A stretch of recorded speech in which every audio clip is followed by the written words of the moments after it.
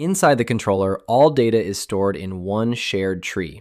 Every driver, rule, and integration can read from this tree and write to it. Each value in the tree has its own address. We call this address a path.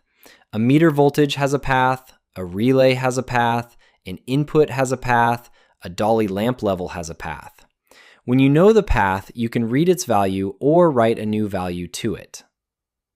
And this is the main idea behind the whole system. When a value at a path changes, that change creates an event.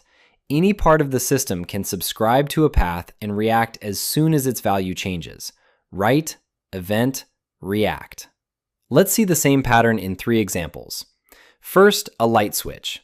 The input changes and the new value is written to the tree. A rule is subscribed to that path. It reacts, switches the relay, and turns on the light. Second, an energy meter. Each new reading is written to its own path. MQTT is subscribed to that path and sends the new value to your platform.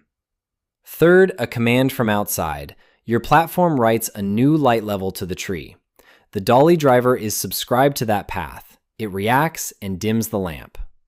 Each time the same 3 steps. A value is written, an event is created, and the subscribed part reacts. Nothing needs to poll, and nothing waits for the next scan loop. Because everything uses one shared tree, a change in one place can trigger an action anywhere in the system. One more important point. Your settings and live values are in the same tree, but they behave differently.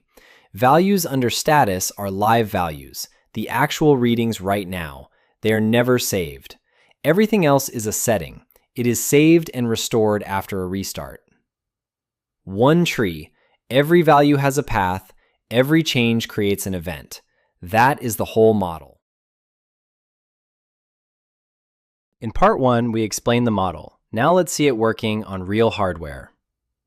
This is our test cabinet. It has 2 relay controllers, an energy meter, and the Wolf gateway. For this demo, we added a wall switch with 2 buttons and a lamp. The 2 buttons are connected to digital inputs on one controller. The lamp is connected to a relay output on the other controller. Each input and output already has its own path in the model. Open the model editor. It shows the live tree inside the controller. We start at the root and move down. Modbus, then status, and then the device. Each device is under its Modbus ID. ID 11 is our input controller. Inputs 5 and 6 are both false right now. ID 10 is our relay controller. Here we have relays 3 and 4. Each value has its own path. These are the same paths we just saw on the panel. Now let's write a value. We select the lamp path and write true. Nobody touches the cabinet, but the lamp turns on. We write a value, and this change creates an event.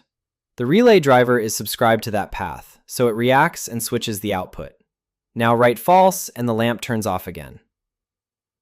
Now let's go in the other direction. Here are 2 rules. Every rule has an if part and a then part, and a check part for extra conditions that we do not use here. In the if part, we enter a path. The rule subscribes to that path. When the value changes, the event runs the rule. The rule then looks at the condition. Is input 5 true? If input 5 is true, the rule runs the then part. The then part writes to the output path. Here, it toggles relay 3, which controls the floor heater. The second rule works in the same way. Input 6 toggles relay 4, which controls our lamp. Now look at the 2 paths inside one rule.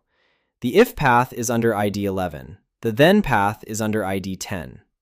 These are 2 different devices, but they are part of one tree. The rule reads from one device and writes to the other. It does not need to know that they are separate devices. Now let's push the buttons. An input changes. The model receives the new value, and this change creates an event. The event runs the rule. The if condition is true, so the then part switches the relay. These are the same 3 steps. This time, a rule reacts instead of a driver. The same tree also shows the result. This is the Modbus status page where we normally read these values. The devices are shown under their names with the same Modbus IDs. The inputs are now true. The relays are also true. The energy meter also shows the change. Active power rises from about 13 watts to more than 200 watts. Nobody entered this value manually. The meter driver read it from the hardware and wrote it to the model. This time, the write comes from the hardware side. Anything subscribed to this path, such as a rule or MQTT, can react to the change. Write, event, react. The same 3 steps, now working on real hardware. One tree. Every value has a path. Every change creates an event.